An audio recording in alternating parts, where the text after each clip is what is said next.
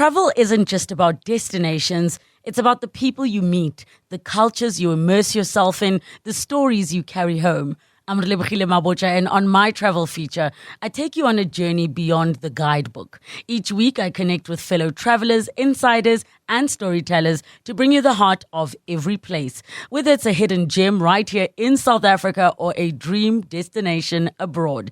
Join me as we travel through conversations, memories, and inspiration. Listen wherever you get your podcasts. Your voice, your questions, your morning radio with Clement Manyathela. This is 702. 24 minutes before 11 o'clock. We start the conversation now with Jeff Radebe. This is the man who has been tasked with rebuilding and cleaning up the ANC in KwaZulu-Natal following the party's dismal performance at the polls. The ANC in KwaZulu-Natal has now reconfigured its regional executive committees across the province after their term of office lapsed, effectively dissolving about 11 regions in that province. Jeff Radebe joining us now via Zoom. Mr. Radebe, thank you for your time. Good morning. Good morning, Clement, and all your listeners of 702. Thanks for inviting me to your show. So I know this is important work that's being done in Johannesburg, in Gauteng, and in KwaZulu-Natal, but you've got parties now that are preparing for elections next year, and you're still trying to clean up house as the ANC. Are you not worried about time that you're losing from campaigning? Well, first of all, Clement, let me correct you when you say that we have dissolved the regions. We have not dissolved the regions. All their term of office expired as at the end of May of this year. So what we have done, authorized by the provincial task team, the provincial working committee, on Friday, establish 11 regional task team that are responsible for rebuilding and renewing the ANC. Oh, so their terms of office had ended in May? Yes, that expired. And then so the there's no elections, hiatus. Are there not going to be any elections? Again? Are there not going to be any elections? Are those regions now going to be run by task teams? Yes, they're going to be run by task team. As you know, in February of this year, the National Executive Committee of the ANC reconfigured KwaZulu-Natal as well as Gauteng. We were appointed by the National Executive Committee. And then we intend, after the expiry of these 11 regional executive committees, we have now established regional task team that are charged with the responsibility of renewing and rebuilding the ANC, the branches and all. Okay. Thank you so much for that clarification. So the question about elections and campaigning, are you not worried that this is now taking so much time that by the time elections are here, you haven't really done enough groundwork in as far as campaigning is concerned, because you're spending so much time also maybe cleaning house? Well, it's never too late to start a good thing. A good thing has been started with the establishment of all this regional task team.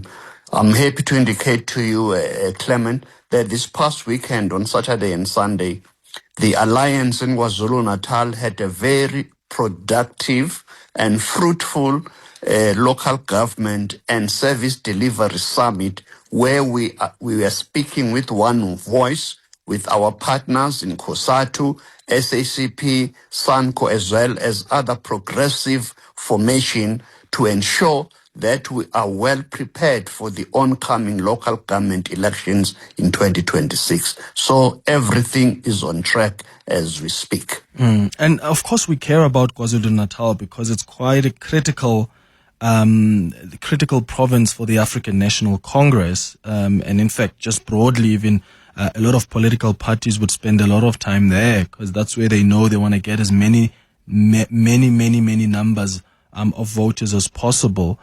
One of the tasks, I think, was to audit branches and verify membership to ensure the party's processes are credible ahead of the elections. Are they credible? What have you found together with your team in as far as the state of that province is concerned? Well, I need to clarify that point as well. that the National Executive Committee has also adopted a new membership system. So that is why at this moment in time, the leadership of the province, together with this established regional task team and our branches, we're going to be starting that process, continue with that process of verifying each and every member of the ANC in KwaZulu-Natal to ensure that they are aligned to the new membership system. We did try it at the last meeting of the National Executive Committee in March. The new membership system is foolproof as far as IT is concerned. We are believing as the ANC in KwaZulu-Natal that all systems going forward. And in as far as the state of, I assume you're speaking to members on the ground. What are you finding? I remember at a policy conference of the ANC a couple of years ago when Gwede Mantashe was Secretary General.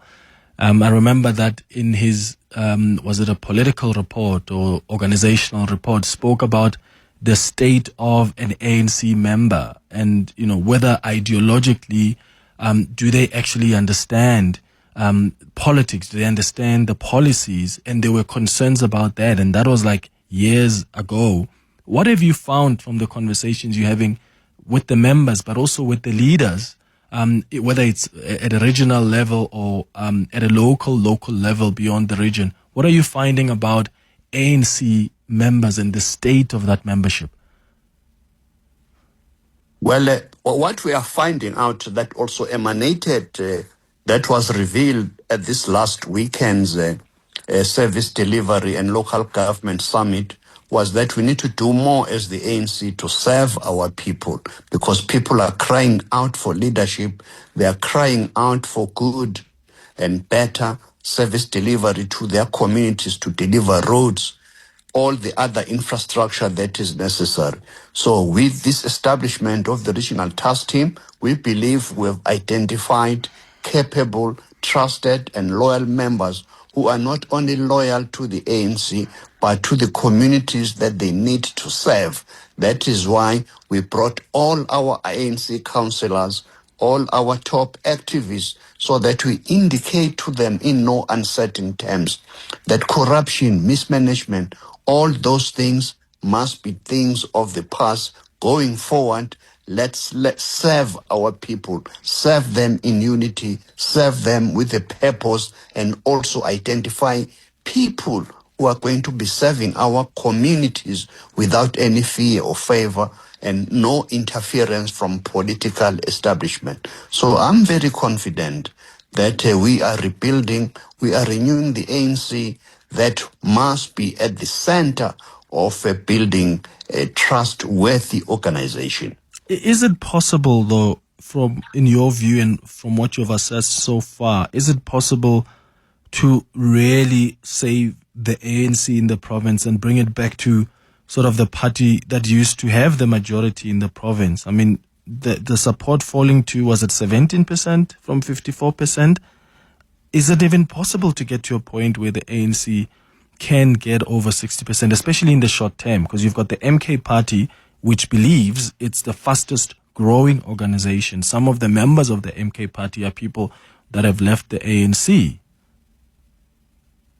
Well, I believe that the people still have faith in the ANC. The dismal failure of our organization in last year's election is a wake-up call.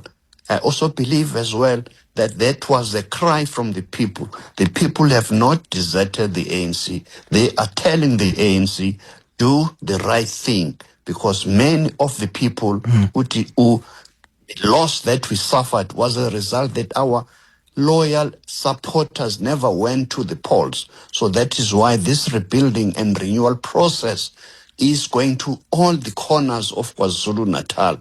And already we can see the improvement in terms of their perception of the organization because of the reception that we are encountering in our engagements with various stakeholders of KwaZulu society. As you know, that we paid a courtesy call to His Majesty the King, traditional leaders. We've had various engagements with business, with civil society, with religious organizations and leaders. All these have affirmed to us, because of the attendance to all these influential people, that people see that the ANC has come back home.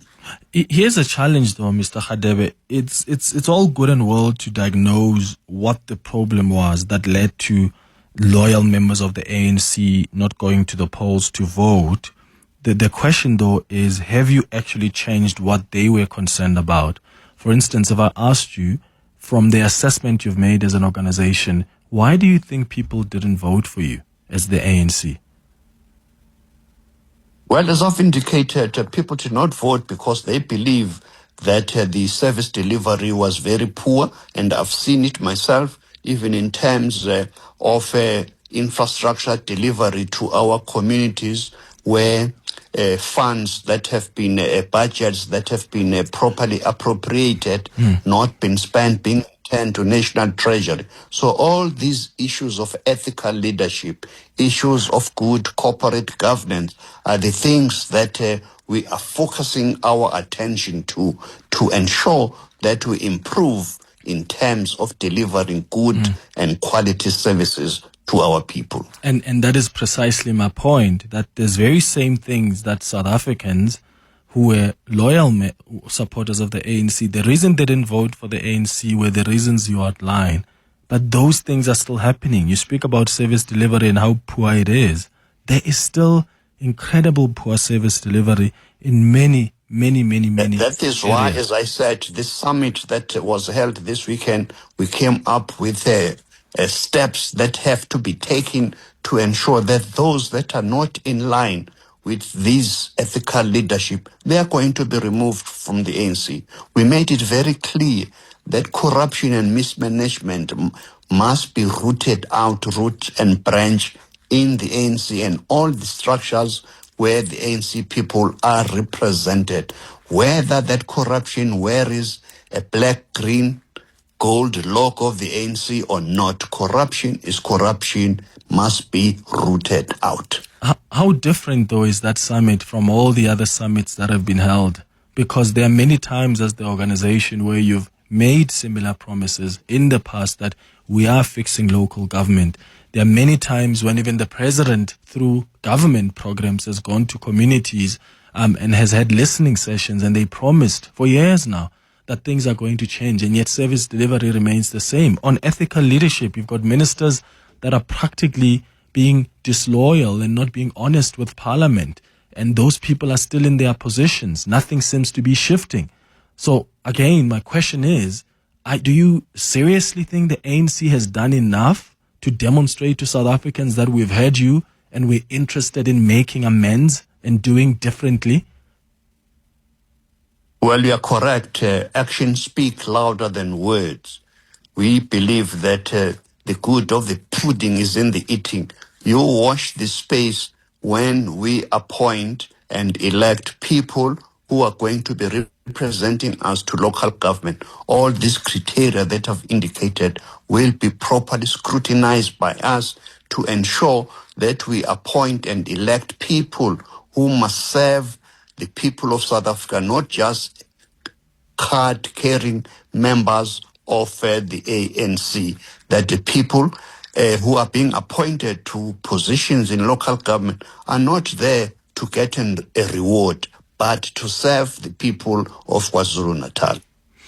All right, it's 11 minutes now before 11 o'clock. We're in conversation with Jeff Radebe, an ANC veteran and ANC KZN Provincial Convener. If you've got some inputs, you've got questions for him, you can give us a call on 011-883-0702. The WhatsApp line 0727021702. What is it that you want the ANC? And I'm speaking now directly to people who have voted for the ANC previously and chose not to vote for the ANC in the last elections last year, or chose to stay away.